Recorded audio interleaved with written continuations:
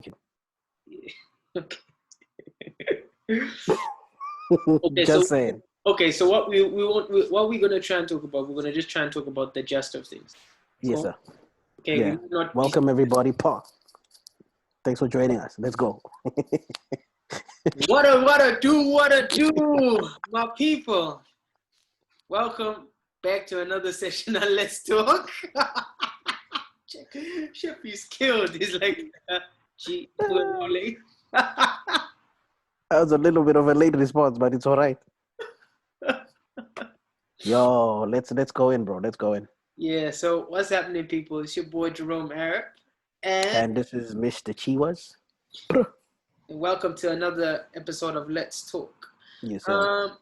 Today, I'm trying not to be a little bit specific, but I want to talk about sensitive issues. Mm. And we don't want to go into detail with any of the sensitive issues, but I feel like I've been trying to negotiate talks about gender equality, gender-based violence, the judicial system, men's rights, women's rights. I've been trying to instigate these talks online, not just with you, like with a bunch of people. And it always seems that people tiptoe around these subjects. Like it's almost like, but it's sensitive. People, you have to be careful of what you say. But if it's a genuine learning space, like if we're out here learning, I feel like we should be talking about these things and not be afraid to get them wrong because we've been getting them wrong for so long. I definitely agree with you, and I definitely agree with the whole tippy-toeing part of it. And I'm one of those people. Like I get very sensitive to certain conversation, especially if I feel like I'm not in a place where not by the way, it's not ignorance. Like I'm very much aware, but if I'm not in a place where I'm equipped enough to within myself, so it's a bad place to be, I guess, because I'm like I need to be an expert in such a thing, right?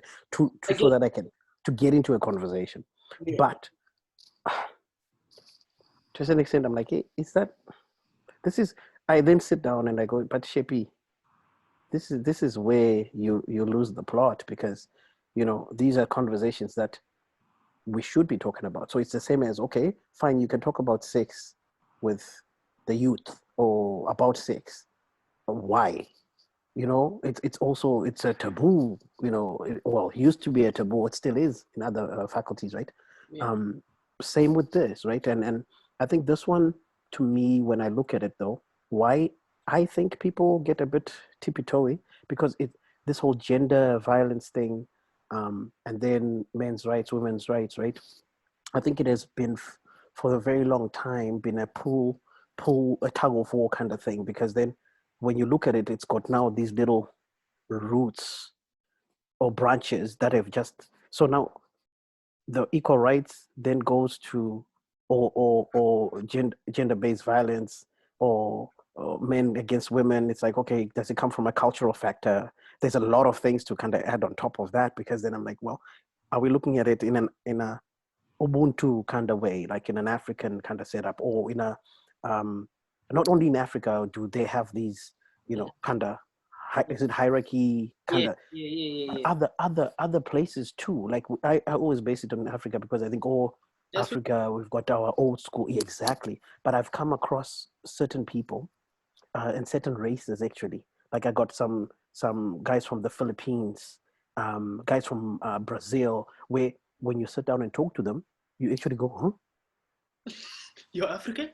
You're African? Like, you know what I mean? Like, which cloth did you come from? You get what I'm saying? Like those are the things I'm talking about. Like we were just talking about this whole thing about a small little example. I was sharing with guys, and I said, the thing is, we need to be careful with the whole race thing, right? I'm in a new place, and I said, well, people here, and it's not about racism at all. It's just because people just don't know and a lack of. Yeah. I said, when I was growing up, I was saying this to guys from my former workplace. Where I grew up, I do not look into my father's eyes when he's talking to me. I look down, because when I'm looking up like this, It's like I'm challenging him. But here, you got to look up because then you've got to show that you're engaged. You dig?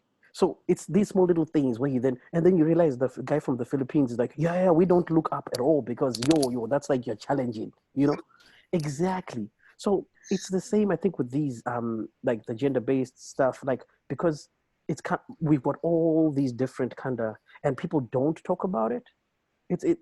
I don't know, like, because it hasn't been talked about for a long time and really us touching on it, it becomes a sensitive issue because no one really dares to say something about it. So I think that's where it then goes. I feel like people talk about it in a very, it's almost like in certain context. It's like feminist groups will talk in feminist groups with other people that share the same views. Men's rights activists will talk in men's rights groups that share the same views. Then, like, some other group will go to, it's like the Christians that are preaching only in the church. It's like, how do you expect exactly, there we go, the world to be on board and understand what you're talking about if you actually are scared to engage people on that? You see what just happened right here? You see what just happened right there? Because it's something that's within my own, my own world. I'm agreeing with you right there. You see what I'm saying? It's because I understand and I know exactly what you're saying, right? What you're talking about. Like, for example, like the church, like I'm always going back and forth with my wife and I'm like, yo, this is why most people just don't like rolling with me, especially Christian people, because I'm a straight shooter. I'm like, yo, like this church or the building itself wasn't built for just us. This is where the problem is. We display that we're better than everybody else. And then what happens is when other people who are coming in from outside who are like, I need help, who are broken as I am, we start giving them the looks. Like, yo, you're damaged goods, right? And then now those people, then they leave because they feel this, they sense this whole thing of I'm being judged, so you're better than me. That's being hypocrites. I don't roll like that, bro. I was like, we've gotta be real, bro. Like, I'm damaged goods, bro. Like, even the word of God really says, come as you are. It never said, Joe here and your, like your perfectness. There's no such thing, my G. There is no such thing. So anyway, that's exactly what I'm saying. So when we talk about this whole women's rights, you're right that it's a certain group that agrees and a certain group that agrees, right? There's never, hey, let's hear what you're saying. Let's hear what and I'll come with what I'm saying, and let's talk about it and see if we can actually build off that. Yeah. We need to be able to live in a society where we can live together, but we don't have to agree on things, bro. But this is the thing, and this is what I say, is if you are a human rights activist, and if you are a human rights, meaning you care about all human rights, you're not particular. You're not saying, yeah, I only care about the judicial system and how it basically treats men. You're not saying that. You're saying, I'm a human rights activist. You're saying you care even about the whole patriarchal system. You care about equal pay. You care about rape victims. You care about everything. When you care about everything that basically, because it's everyday people. You care about the heathen, you care about the Christian, you care about the Muslim, you understand what I'm saying? That's what you're saying when you say you're a human rights activist. And when you say you're a feminist, feminism, you're saying that you want equality. Do you understand that? That's the statement. And I'm going to do this because I don't want us to misquote or be misled or to go on a tangent, right? I want us to understand that all of these things that I'm trying to talk about, I'm not talking about them in the context of which one is better. And that's what I say, it's not a tug of war. It's not about men's rights mean more than women's rights, or women's rights mean more than men's because men have been in such a privileged place. It goes down again. Are you a white man? Are you a black man? Are you Asian? Are you, Indian? Are you, and where are you? In which space? Are you a black man who's saying black men's rights matter, but you're in Zimbabwe that is ruled by black people? You understand? Then it's not you saying that you're being oppressed by white people. So you can't call that racism, can you? Hmm. You see what I'm saying? So everything, everything's in context. Is every. Write some notes. So okay, so like even like with feminism, so it's basically Hold on. Amuka. Amuka. Shame.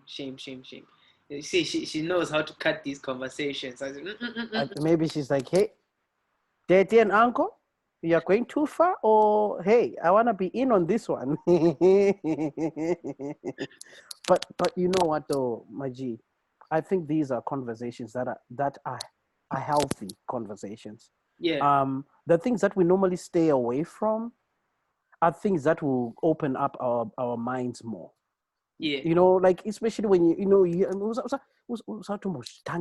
don't start talking this conversation. You know, like you're not protecting people when you, especially our young generation. Like we've got to be able to talk and sit down and try to say, hey, this is where we're coming from. This is where they're coming from, and why do you think it's different here to here?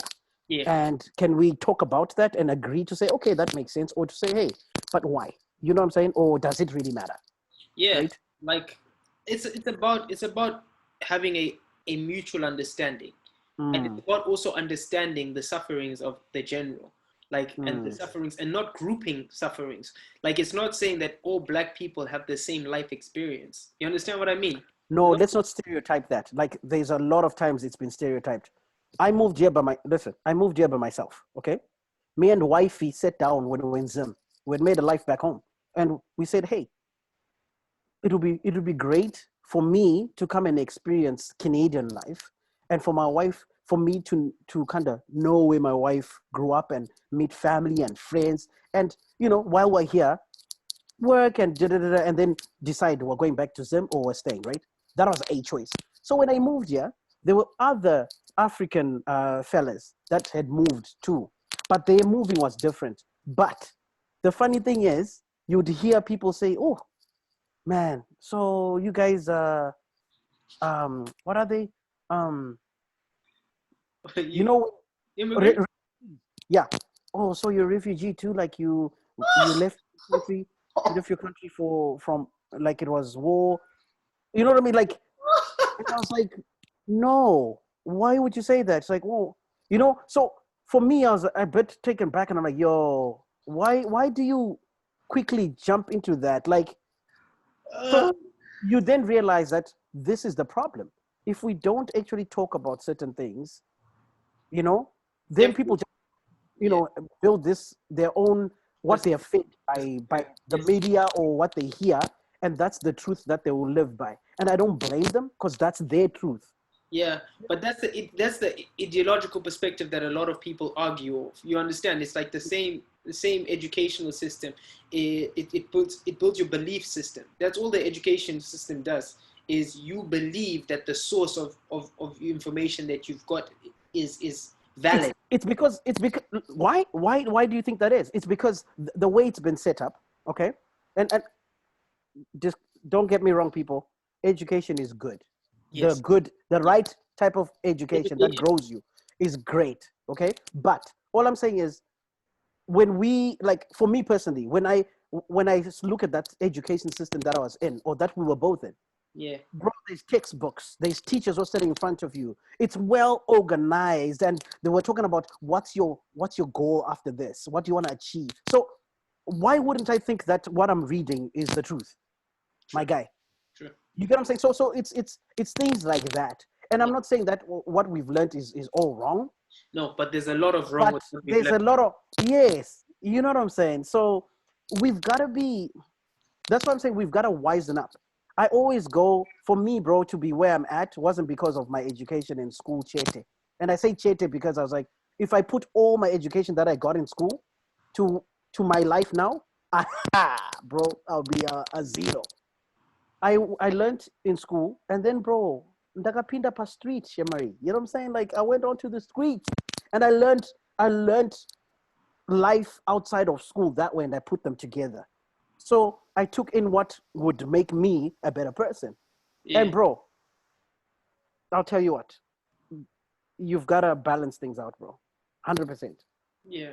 Anyway, Saka, we need to talk about things like this, and as sensitive as they are, Yeah. but I think if we start these conversations in the right context, we will leave those conversations in good relations. You know what I mean?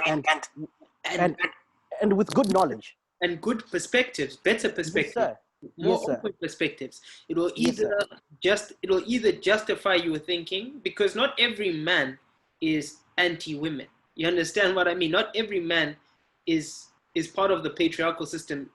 Not every man uses his privilege the same way you think other men do, and not every woman does the same thing as well. Not every woman is an advocate only for women's rights. Some women are advocates for men's rights. Yeah, and also we're built different. Not everybody would. We all have different experiences. Not every activist too is expected to meet them in the streets and start saying, "Hey, chi. You know what I mean?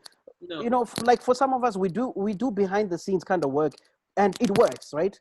Like I've got a daughter, bro, and the things I've heard, and I've been in a male dominant, you know, like industry per se, or even workplace or sports, right?